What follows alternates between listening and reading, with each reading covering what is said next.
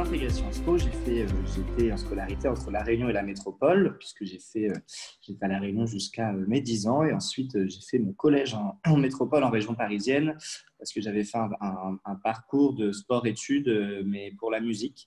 Donc voilà, jusqu'à mes 15 ans. Et ensuite, je suis rentré à La Réunion pour faire mon lycée. Surtout mes années de première et de terminale. Donc, je suis allé jusqu'au bac et j'ai quitté La Réunion en 2012 après mon bac pour intégrer Sciences Po Paris en licence. Voilà.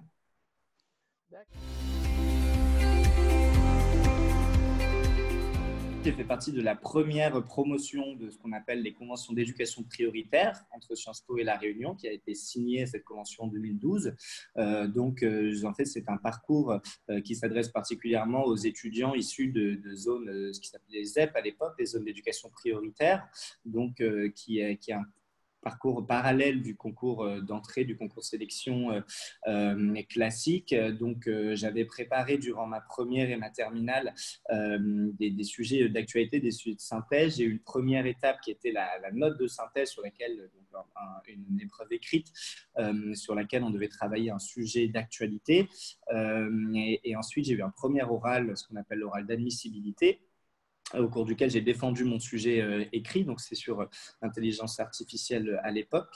Et ensuite, donc une fois qu'on est admissible, on nous envoie à Paris, et à Paris, j'ai passé un oral d'admission donc avec les équipes de Sciences Po, qui m'a permis d'intégrer la même année l'école.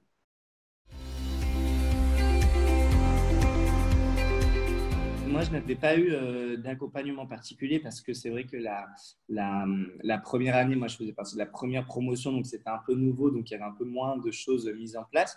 Mais je sais que depuis, il y a beaucoup d'accompagnements qui ont été mis en place. Il y a différents club pour préparer les concours. Et une fois qu'on est admis, il y a des bourses qui sont possibles de la part d'entreprises partenaires, dont je crois que Cro fait partie de ces entreprises qui permettent à ces étudiants d'aller à Paris, de vivre à Paris, donc qui leur permettent d'avoir des bourses, notamment, je crois, et ce qui est très important, puisqu'en fait, ça lève tout un tas de freins, de barrières financières pour des étudiants qui n'auraient pas forcément les moyens d'aller vivre à Paris, parce que c'est vrai que voilà, le coût de la vie est élevé.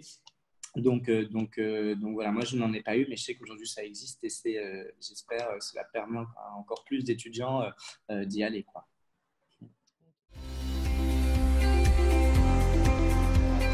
Après mon master en relations internationales à Sciences Po, j'ai intégré le ministère des Outre-mer en tant que chargé des fonds européens. Une expérience qui a duré à peu près 1 an et dorénavant, j'occupe le poste de chef de cabinet du président du groupe SOS, qui est la première entreprise sociale et solidaire en Europe. Donc j'occupe ce poste depuis le mois de septembre, qui est un très beau poste dont je suis très content. Et voilà, donc c'est vrai que Sciences Po ouvre de belles portes. C'est pour cela qu'il faut largement promouvoir ce partenariat et inciter les gens à y aller.